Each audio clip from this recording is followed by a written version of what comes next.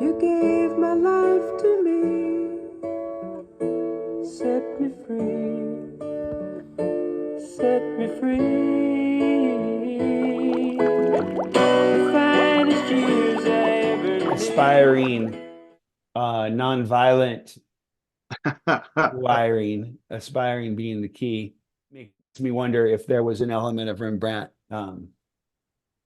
if that's symbolic of the weapons of death or the tools of death being put in the Oh, tomb.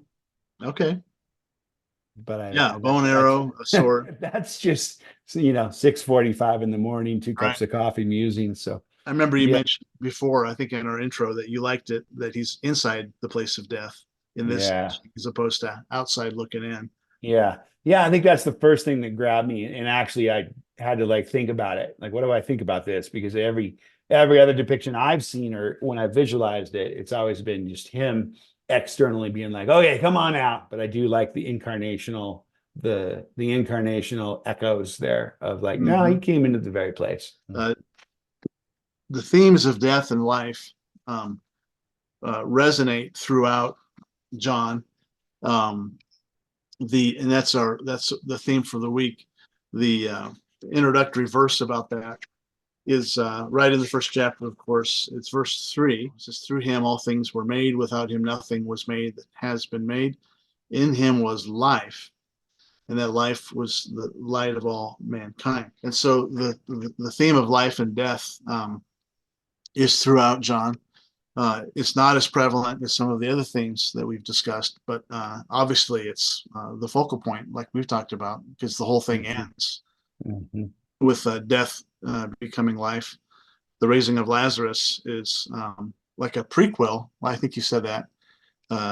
We see a prequel to Jesus's resurrection, and Jesus's resurrection is a prequel to our own. And so it's like you got a human being raised as preparation for the big event, but the big event will eventually get all of us who love Jesus raised. I kept noticing as I read through John that there would be attempts to kill Jesus. I kept wondering how many times did they attempt to kill him unsuccessfully? And in my rough and speedy counting of it, I counted 11 attempts.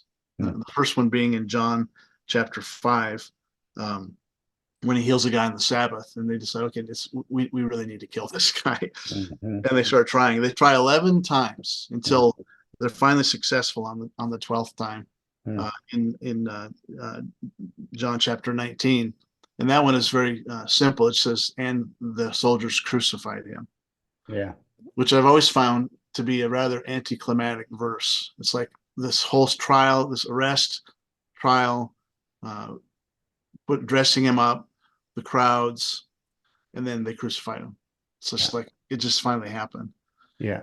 The 12th time is in it seems like numbers of things are not accidental. And of course, then Yeah. I wonder if John said, we're going to talk about 11 tries and then the 12th.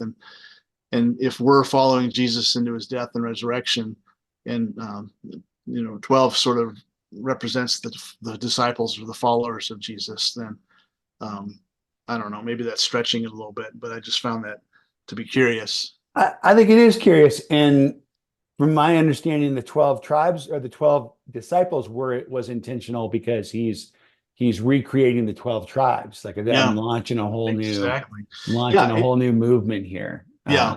Well, I think that's biblical. That 12 is the number of the people of God. Yeah. 12 sons of Jacob, 12 therefore 12 I tribes. think John is showing us in this Rembrandt, you touched on it. It's like Jesus is in charge of this thing.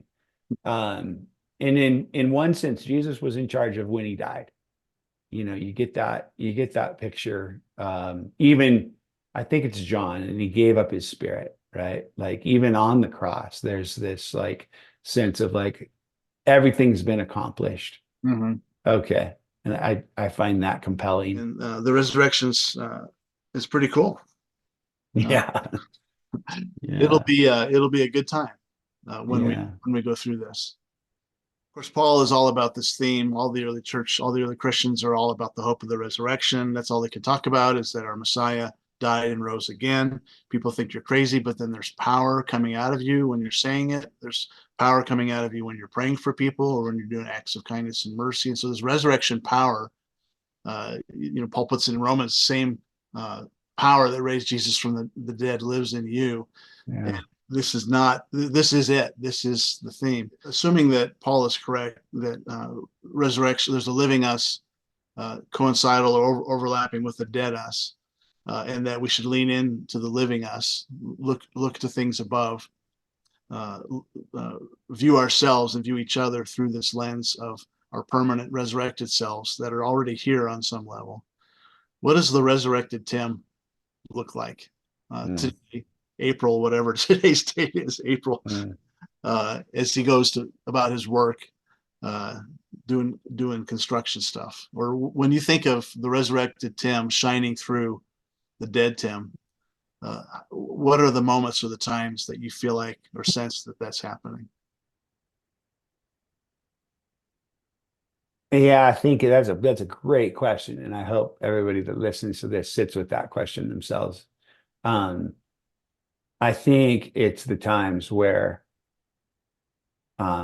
regardless of whether things are good or I'm currently getting cut, metaphorically speaking, or hit, peace, hope, love, joy, long suffering are the things that emanate in me and out of me.